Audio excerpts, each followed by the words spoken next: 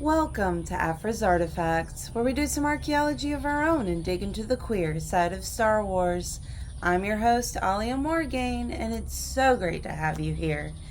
Well, today we are digging further into Kantam Sai's past. But before we get started, just real quick, notice I keep changing locations. I am in the process of moving right now, so I do not have a nerd craft room set up at the moment, but that will happen eventually, and then I'll have the cool background again. But right now, I think this may be the best place to do my videos outside, so that's kind of fun.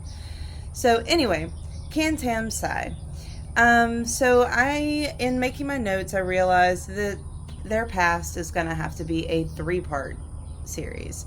So last episode, we talked about the beginning of Kantam having all these emotions, feelings, confusion over whether or not they wanted to stay a Jedi, whether or not it was the right path for them. And so they had a talk with Yoda, and Yoda's like, you need to figure this out, and was very compassionate and understanding about it.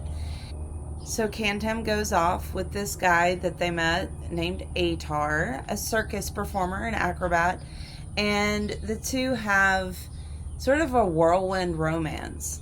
So this episode is going to be about the end of that romance, how it continued once Kantam left Yoda, and then how it ended. So let's get started. Well, Aytar is performing his acrobatics, and Kantam is watching from the wings, and it says, that slight smile, the one Kantam had no idea what to do with, slid across Aytar's face. I just love how smitten Kantam is with Aytar. It is adorable. And then as Aytar continues to perform and is descending after the finale, so acrobat descending in the middle of the air, Kantam uses the Force to cushion his fall. So this next part is so cute. It says, Kantam felt a rude, wily smile cross their face. It wasn't a smile they were used to. A new smile for a new era, a new Kantam. So Kantam is leaning into this walkabout experience, is leaning into figuring out who they are. And I just love it. I think it's precious. And I love that Yoda was so understanding and willing to let go, which we'll get to in next week's episode. Willing to let go to let Kantam figure things out for themselves. And then after Aytar lands, it says, he stood, his face a wild mix of confusion, fury, and something else. Something Kantam couldn't name, but hoped was love. They would find out soon enough. Kantam found the acrobat's dressing room and knocked politely, heart pounding, a reckless, desperate staccato in their ears. You, Aytar said, appearing in the doorway. It was half accusation, half love song. Kantam wasn't sure which half to believe. Both were true. They stared each other down for a moment. Then Aytar sighed and stepped to the side, making a theatrical hand gesture for Kantam to enter. You, Aytar perched on the makeup table, elbows resting on his bent knees, and steepled his fingers against his face. You. Me, Kantam said, standing perfectly still, back straight, facing Aytar head on. Livened in the flesh. I told you not to leave the order for me, Aytar said quietly. I didn't, Kantam said, realizing the truth of it as the words came out. I left it for me. In some ways, it was just that simple. In other ways, it could never be simple. Both were true, and a million other things, too. Aytar shook his head. I can't be responsible for you throwing away everything you have worked your whole life for. That's too big a burden to put on me. I'm not asking that of you. Aytar lifted his eyes. You're not? nor is it your decision to make for me, whether or not I can throw something away. This strange calmness. Kantam had not expected it to last. They'd imagined a tearful, desperate kind of reunion. Fighting, lovemaking, both probably. Something snatched from bad dramas and half-read storybooks. Kantam thought that sudden gust of emotion they'd felt all the past week was simply what life would be like from there on out. A storm. But Master Yoda had been correct as always. Change was the one reliable thing. Emotions were wind. Kantam knew what they wanted right then, in that moment, and it was to be exactly where they were. And in a way, nothing else mattered. The only decision you have to make right now, Kantam said, is whether you want me to stay or go. The rest is up to me. Aytar put his head in his hands and just breathed for a few very long moments. When he looked up, he was smiling. So they end up staying together, and everything is great for a time, and we don't get too much about their time together between Aytar deciding that he wants Kantam to stay and this next part. So the romances end. First off, before we get into that, I want to say that I really like the fact that Jedi are kind of expected to be human in the High Republic, or human, I mean different sentient species, but be emotional and have feelings and have passion and all those things. Like, the High Republic Jedi seem to understand that that's part of life, that's part of being alive, and I really, really love that. There's even in other High Republic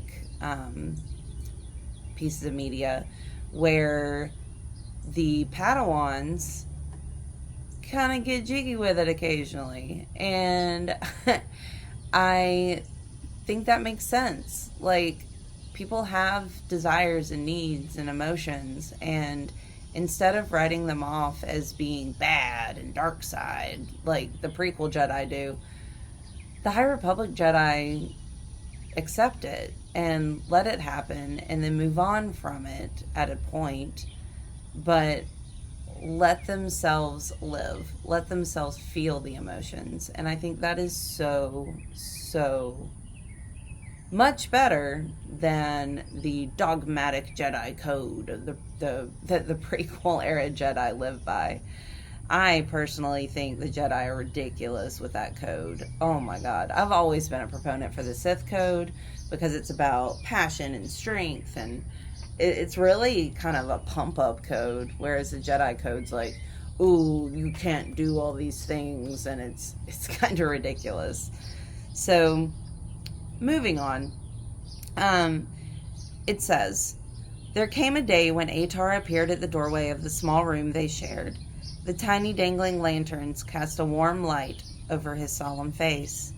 Kantam knew with a single look that he was leaving, and was surprised to find that it was okay. It seemed right, somehow. Whatever they'd had, it was magnificent. Kantam had never expected it to last forever, or even very long. They stood, before Aytar could turn himself inside out, trying to explain and justify, and kissed the boy on his forehead. I'll miss you, is all. But I'm also happy, for both of us, because it's right. Aytar nodded, holding back tears, and then smiled instead. I'll miss you too. And then, after Aytar leaves, so Aytar's leaving the circus, not Kantam necessarily. And Kantam ends up staying at the circus, traveling to many, many different systems. And this opens Kantam's eyes up to the wide breadth of the galaxy, both in places and planets, and in people and beings.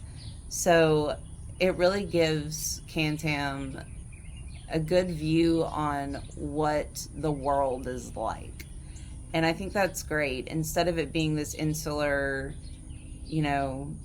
sticking with the Jedi in this one location and being all dogmatic, Kantam is getting an opportunity to get to know the kinds of people that they may be helping one day, and getting into these communities and just learning what life is, what daily life is outside of being a Jedi. And I think that in itself is more powerful and more important than dogma and mantras. Actually knowing how you can help the people that you are meant to serve is far more important.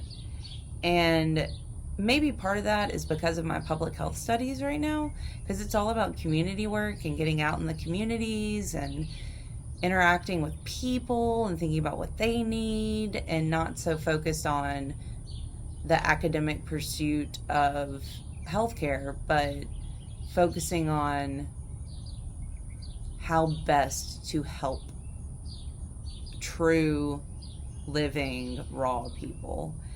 And so that's what this reminds me of. I really love it. And then it says, I'm sorry, not there yet. So one day, Kantam does decide to leave, and it says they leave in a clunky little starship with just a handful of credits and a heart that longed for more adventure. So Kantam's ready to go to more planets and find out more about the galaxy and learn more and adventure on.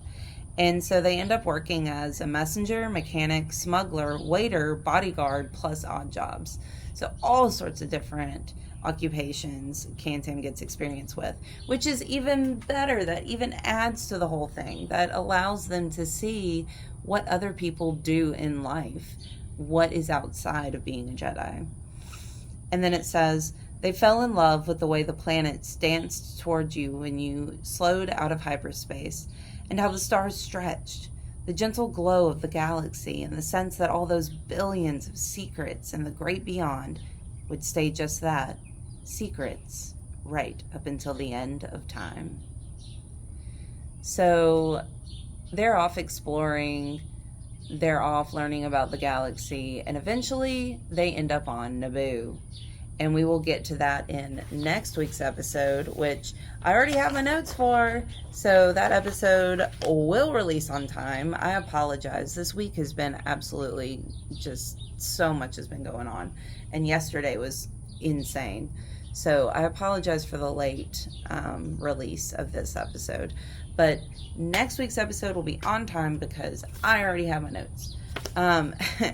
So thank you so much for watching. I would love to hear in the comments what you think about the High Republic Jedi versus the Prequel Jedi. I think it's such an interesting dichotomy between the two. I'd love to explore that more. So, and also, of course, you know, Kantam and Aytar's relationship. What you think about that? So remember to like the video, subscribe to the channel. Follow me on Twitter at Alia Morgaine, and peruse my blog at thestarsreview.blogspot.com. May the Force be with you.